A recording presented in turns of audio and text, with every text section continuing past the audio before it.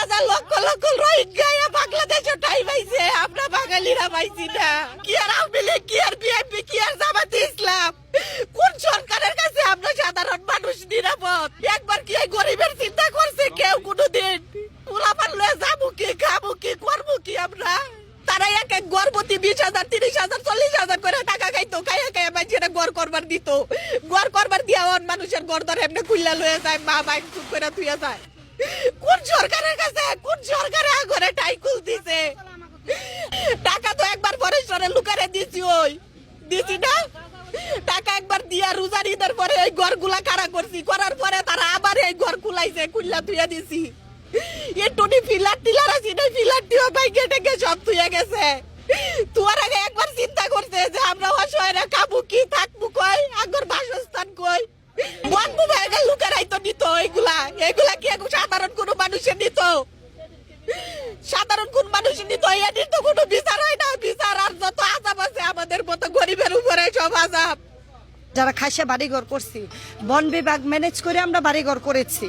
আমরা খাসে করার পরে উনারা অর্ডার না নিয়ে, উনাদের পারমিশন না নিয়ে আমরা খাসে বাড়িঘর করি নাই। ঘর করার পূর্বে সাংবাদিকও আসে ঘর করার সময়, আপনাদের মতোই মিডিয়ার লোক আসে, আপনাদের মতো ঘাট পরিষ্কার না ম্যানেজ করতে এই জায়গায় একটা খুঁটিও করা যায় না, ওনাদেরকে ম্যানেজ না করে একটা টয়লেটও করা যায় না।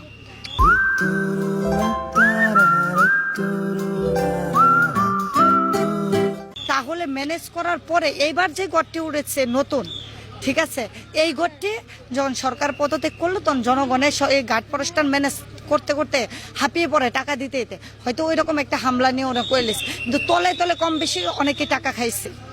খাওয়ার পরে ঘরটি হয়েছে। এখন যে হামলাটি হইতাছে, বলতেছে নতুন বাড়ি ভাঙবে, পুরান বাড়ি ভাঙবে, ওখানে দেখা যাইতেছে পাশাপাশি পুরান বাড়ির উপরও হামলা হইতাছে। তাহলে আমরা কোথায় যাব? বাংলাদেশে যদি আরেক দেশে রোহিঙ্গা বসবাস করতে পারে, তাহলে আমরা রোহিঙ্গা কোথায় যাব? তাহলে তার থেকে ভালো ফিলিস্তিনের মতো বোমা মারক, আমরা মাইরা নেব, আমরা মরে যাব। দেশ খালি ফাঁকা, ওনাদের জায়গা, কোনো জনগণ নাই, ঘরের দরকার নাই, যা ফাঁকা হয়ে গেল। আর এমনি তো আমরা কোথায় থাকবো, কোথায় যাবো? আমাদের যদি দেশে বাড়িঘর থাকতো, এই খাসের জায়গা ঘাট পরিষ্কার করে টাকা দিয়া, তাহলে কি আমরা এই খাসে বাড়ি করতাম? এই অত্যাচার সহ্য করতাম? ওনারা দিচ্ছে বিদায় আমরা করার সুযোগ পেয়েছি।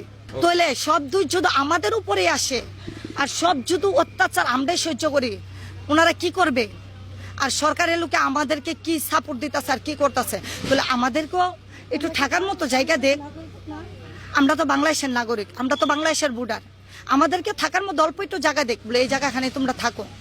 বন বিভাগে কয় সেদিন পরশুদিন কইছি গড়টা মালটাল সরাই এলাম, যে নাম কই বাবা সরাই যে আমি আত্রাটা লইয়া কই যাই, আমার তো জায়গা নাই, আমি তো মনে হচ্ছে আর ভাঙতোই না, গড়টা ভাঙতো নাই ভাই, থাকতো বাবা। ওহন গে সেই নগে কইছি আমি, আনিয়া যাহান দেখতেছি কইতে কইতে গড়টা টান মেরে